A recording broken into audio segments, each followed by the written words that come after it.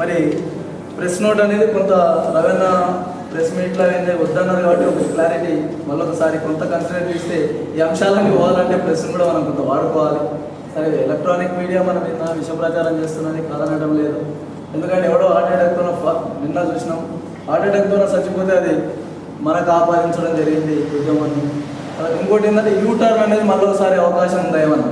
ఇంతకుముందు మనకున్న భయం అంటుంది మనం కూడా నేను రవాణా కంగ్రాచులేషన్ అంటే లేదు ఇంకా మనం పూర్తి స్థాయిలో దాన్ని ఇది చేస్తలేం కాబట్టి కంగ్రాచులేషన్ చెప్పుకునేది కాదు అన్న కాబట్టి ఇంకా యూటర్న్కి ఏమైనా అవకాశం ఉందా, మరి అది కూడా కొంత క్లారిటీ ఇస్తే బాగుంటుంది.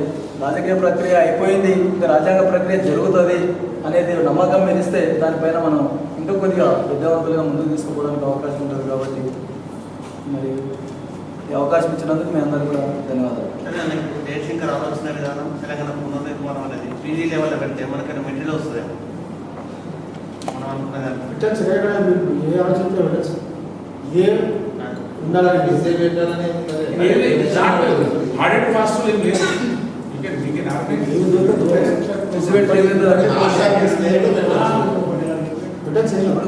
ఏమైందంటే ఆ మెటీరియల్ పిల్లలు కూడా మనం ఉద్యమంలో పాల్గొన్నారు కానీ సరైనటువంటి ఇన్సిడెంట్ కానీ అవగాహన కానీ ఉండకపోవచ్చు. Basic facts. పెద్దలకు అందరికీ ఉద్యమాభివందనాలు. ఈరోజు జరుపుకుంటున్నటువంటి ఈ సమావేశంలో ముఖ్యంగా మీడియా వివరిస్తున్న ధోరణిని ఖచ్చితంగా చెప్పాల్సి ఫేస్బుక్లో కొంతమంది వారు చాలా స్పష్టంగా ప్రతి 10 నిమిషాలకు ఒకసారి పోస్ట్ చేసి ఫేస్బుక్లో సీమాంధ్ర మీడియా ఏ విధంగా మనల్ని మోసం చేస్తుందనేది స్పష్టంగా మొన్న తెలంగాణ ప్రకటన వచ్చినప్పుడు కూడా సీమాంధ్ర పత్రికలు మన దగ్గరనేమో జై తెలంగాణని సీమాంధ్రలో 2 ముక్కలు అనే విధంగా బ్యానర్ ఐటమ్స్ పెట్టి అక్కడ ప్రజలు రెచ్చగొట్టే ప్రయత్నం చేసింది. కాబట్టి ఈ సీమాంధ్ర మీడియాను ఏ విధంగా ఎదుర్కోవడం కోసం సోషల్ నెట్వర్క్ని ఇంకా బాగా విస్తృతంగా ఉపయోగించుకొని వాళ్ళు చేస్తున్నటువంటి మోసాల గురించి మనము ఒక కరపత్రం లాంటివి తీసుకొచ్చి సాధ్యమైనంత వరకు సీమాంధ్ర ప్రాంతంలో ప్రజలందరికీ ఆ కరపత్రం చేరే విధంగా ఏమైనా కార్యక్రమాలు చేస్తే బాగుంటుంది. మన గతంలో నమస్తే తెలంగాణ పత్రిక యాజమాన్యం ఆత్మీయ రథం ఏ విధంగా చేసిందో అదేవిధంగా రేపు ఒకవేళ తెలంగాణ ఏర్పడిన తర్వాత వాళ్ళు ఒక రాజధాని ఏర్పాటు చేసిన తర్వాత వాళ్ళకి ఎటువంటి సౌకర్యాలు వస్తాయి, ఎటువంటి ఉద్యోగాలు లభిస్తాయనే దానిపైన స్పష్టమైన ఒక కరపత్రాన్ని సీమాంధ్ర ప్రజలకు చేరే విధంగా చేస్తే బాగుంటుంది. దాంతోపాటు చాలా సీమాంధ్ర ప్రజల్లో నేను మొన్ననే కడపలో ఒక రిటైర్డ్ డైట్ లెక్చరర్స్తో నాకు పరిచయం అయినంత మాట్లాడాను. సార్ మీ దగ్గర ఉద్యమం అంటున్నారు సార్, టీవీలో చూపిస్తున్నారు, ఏంటంటే మా దగ్గర ఏం లేదు ఆయన కేవలం రాజకీయ నాయకులు ఆడుతున్న డ్రామా, ఇక్కడ కాలేజీ మాత్రం పనిచేస్తున్నాం కానీ ప్రజలు ఏం పార్టిసిపేట్ చేయట్లేదు, మీడియా వాళ్ళే పిలిపించుకొని కార్యక్రమాలు చేసి ఫోటోలు ఇచ్చిన తర్వాత ఇంట్లోకి పోతున్నారంట. అటువంటి కార్యక్రమాలు జరుగుతున్నాయి. కాబట్టి ఇంకా బాగా ఈ మీడియాని ఫోకస్ చేస్తూ ఫేస్బుక్లో కానీ తర్వాత యూట్యూబ్లో ఇంకా వీటిని పోస్ట్ చేస్తూ అందరికీ తెలంగాణ ప్రజల్లో ఒక కన్ఫ్యూజన్ ఇంకా ఉంది, ఏమవుతుందో సార్ ఏమవుతుందో, మళ్ళీ యూటర్న్ తీసుకునే అవకాశం ఉందా, మీడియా చాలా విషయ ప్రశ్న చేస్తుంది. కాబట్టి దాన్ని అందరూ ఎండగట్టాలి. అదేవిధంగా జయశంకర్ సార్ జయంతి ఉత్సవాలు కూడా మా రంగారెడ్డి జిల్లాలో ప్రతి పాఠశాలకు ఒక పాఠశాల ప్రధానోపాధ్యాయులకు మన వేదిక తరపు నుంచి ఒక విన్నపాన్ని ఇవ్వడం జరిగింది. వాళ్ళు కూడా ప్రతి పాఠశాలలో ఈ యొక్క జయశంకర్ సార్ జయంతి కార్యక్రమాలు జరుపుకుంటున్నారు. దానికి ఇంతకుముందు అన్నట్టు ఆగస్టు 15 బహుమతి ప్రదానం కూడా మేము చేయాలనుకుంటున్నాం. అందరికీ ధన్యవాదాలు.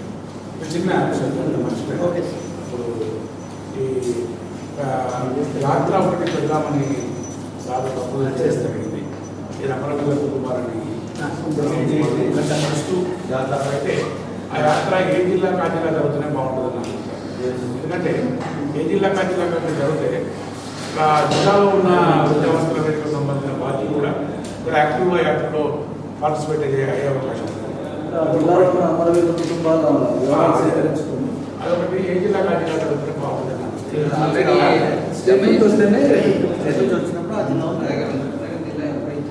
అదొకటి. రెండవది మనం ఈ యాత్రకు పోయినప్పుడు ఈ కరపత్రాలు సైమల్టేనియస్గా కరపత్రాలు కూడా మనం మంచి అవకాశం ఉంటుంది. అదొకటి. ఇంకోటి ఏంటంటే మనం కరపత్రం ఒకవేళ ఇమీడియట్గా రాస్తే రోజు నమస్తే తెలంగాణ పేపర్లో వస్తాయి. కాబట్టి అట్లా మాట్లాడి నువ్వే మాట్లాడితే జై Telangana TG Srinivas SC members.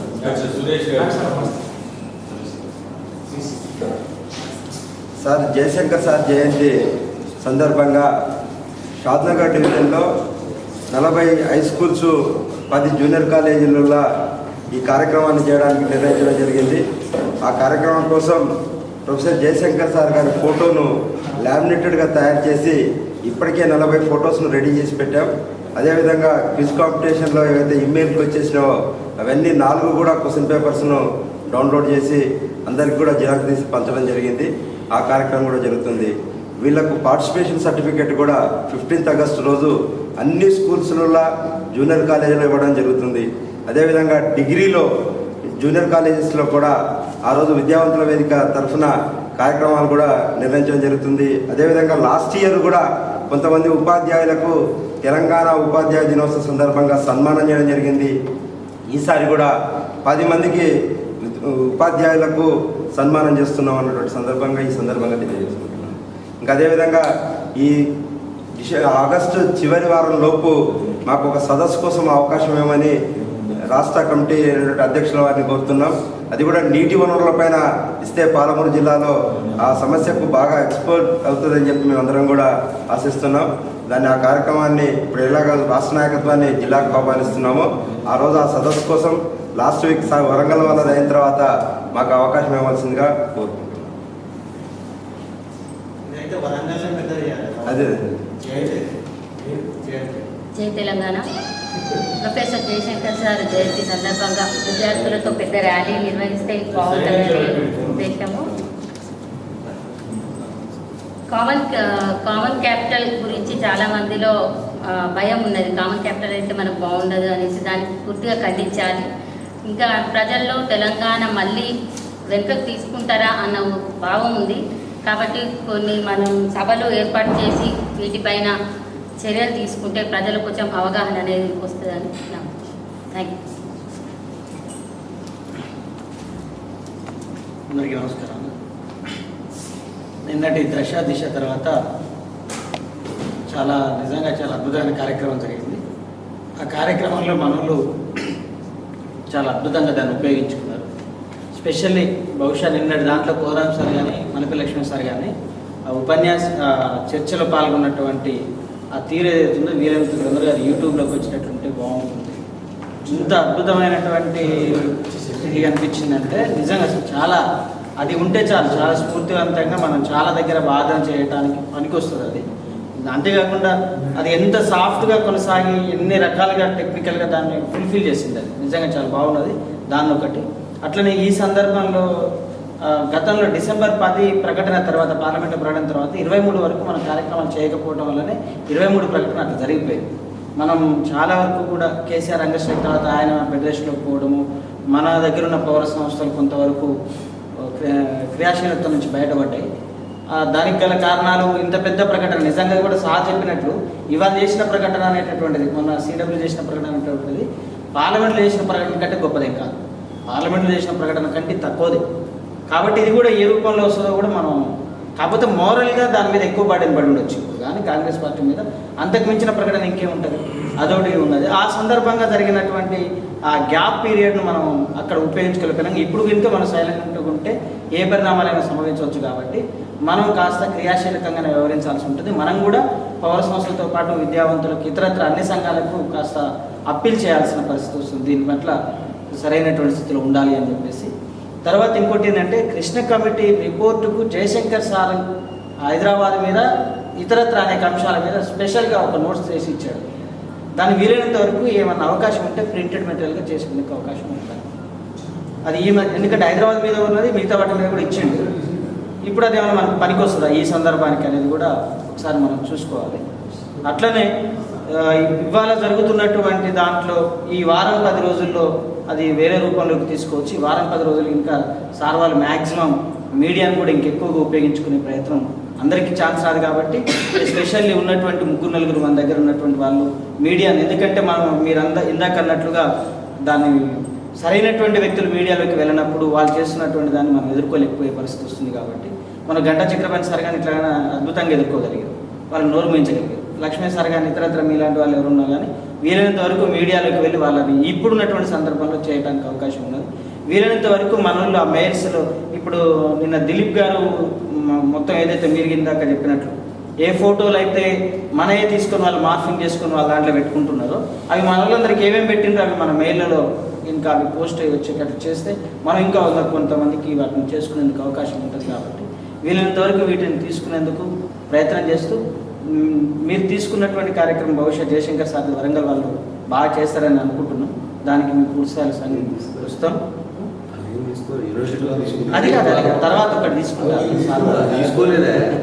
తర్వాత తీసుకుంటారు. Okay okay sir. సో ఈ అవకాశం ఇచ్చినందుకు ప్రత్యేకంగా థ్యాంక్ యూ సార్. సార్ ఇంకొకటి మనము యాత్ర చేస్తా అన్నాం కదా, అది వీలైనంత తొందరగా చేయడం కరెక్ట్ అమరావతిలకు సంబంధించి. అయితే మొదటి రోజు మాత్రం అందరం ఒక దగ్గరే చేద్దాం, తర్వాత జిల్లాలో చేద్దాం. నా ఎవరికైనా ఐడియా ఉంటే చెప్పండి.